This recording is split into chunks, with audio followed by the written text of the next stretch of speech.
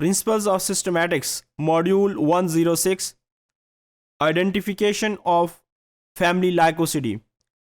Lycosids are also known as wolf spiders. They are very active and agile spiders. इस family से belong करने वाले जो spiders हैं इनको हम वुल्फ स्पाइडर्स भी कहते हैं. ये स्पाइडर्स काफ़ी एक्टिव स्पाइडर्स हैं जो कि एग्रीकल्चर फील्ड के अंदर बहुत ज़्यादा कॉमन है. ये जो स्पाइडर्स हैं ये एक और स्पाइडर की फैमिली है जिसको पिसोराइडी कहते हैं, उससे बहुत ज़्यादा मुशाबहत रखते हैं.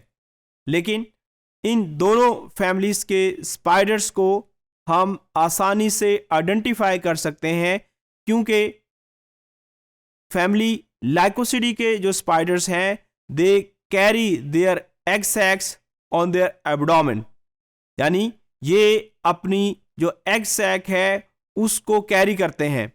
लेकिन उसके लिए ये अपनी एग सैक को जो स्पिंडर्स हैं उसके साथ अटैच रखते हैं.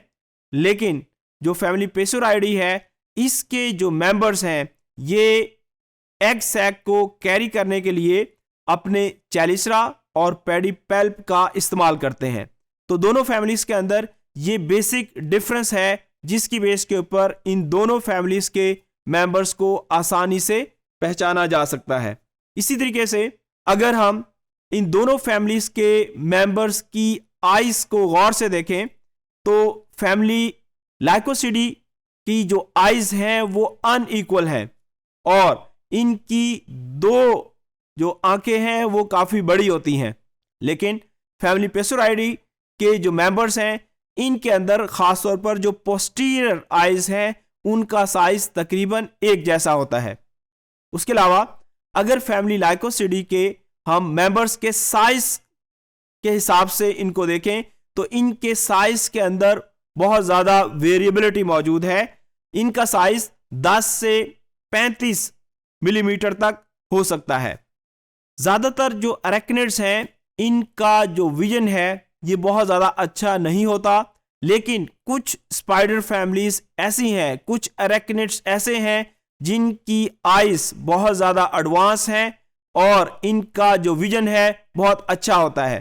फैमिली लाइकोसिडी के मेंबर भी इन्हीं स्पाइडर फैमिलीज के अंदर आते हैं जिनका विजन काफ़ी बेहतर होता है और इसका इस्तेमाल करके ये अपने प्रे को आसानी से पकड़ सकते हैं. अब अगर हम स्पाइडर फैमिली लाइकोसिडी की बात करें तो इसकी एक जीनस है जिसको हॉगना कहते हैं. इस जीनस के जो मेंबर्स हैं वो इस फैमिली के सबसे बड़े साइज के हिसाब से स्पाइडर्स के अंदर शामिल हैं. उसके बाद अगर हम इन स्पाइडर्स की डिस्ट्रीब्यूशन की बात करें तो ये स्पाइडर्स हर किस्म के हैबिटेट के अंदर पाए जाते हैं. ये स्पाइडर्स कलर के हिसाब से ब्राउन कलर होते हैं या फिर इनका कलर डल होता है.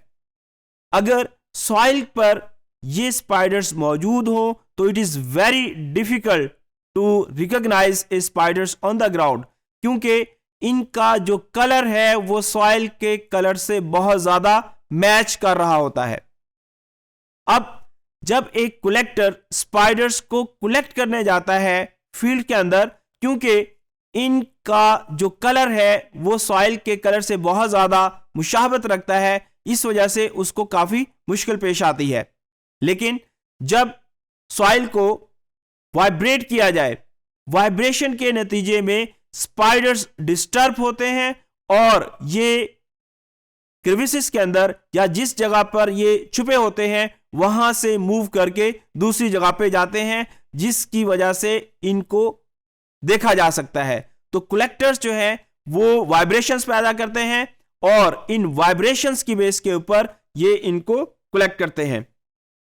स्पाइडर की कुछ फैमिलीज ऐसी हैं जैसे कि लाइकोसिडी फैमिली, ये आमतौर पर वेब्स नहीं बनाते, लेकिन इसके कुछ जेनरा ऐसे हैं जैसा कि हिपासा, ये फनल रिट्रीट बनाते हैं और उसके अलावा ये जो फनल रिट्रीट है बाहर इनकी बाकायदा एक शीट की तरह का स्ट्रक्चर मौजूद होता है और ये इन रिट्रीट्स के अंदर छुपकर अपने प्रे का इंतजार करते हैं। जैसे ही प्रे इनके करीब आते हैं, ये उसके ऊपर अटैक करते हैं और उसको अपने वेनम के जरिए किल करने के बाद अपनी रिट्रीट के अंदर जाके इसको कंज्यूम करते हैं।